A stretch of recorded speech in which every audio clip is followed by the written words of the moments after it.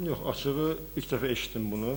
Yəni Şaxtyorun oyununa oxşuyur və futbol elədir ki, get-gedə biz daima hansısa bir axtarışlar əldə etməliyik və bugün Braziliyalılar burada oynayır və bu o demək deyil ki, mənim işlərim düzəlir. Çünki Braziliyalılarla bəlkə hardasa işləmək bəzən daha da çətin olur.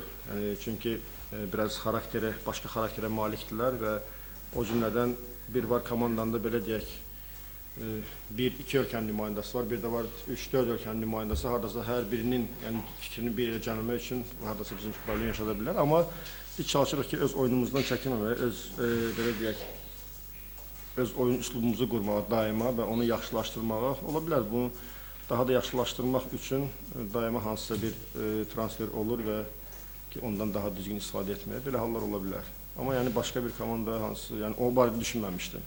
Yəni heç kəsin, yəni öz yolumuz var. Yəni biz öz, bəli, yəni ola bilər ki, bizim futbola baxışımız fərqli-fərqlidir, hansısa bir məşqdən, amma yəni hardasa mən öz düşündüyüm futbolu çalışıram ki, komandama yəni belə deyək, oynatmağa.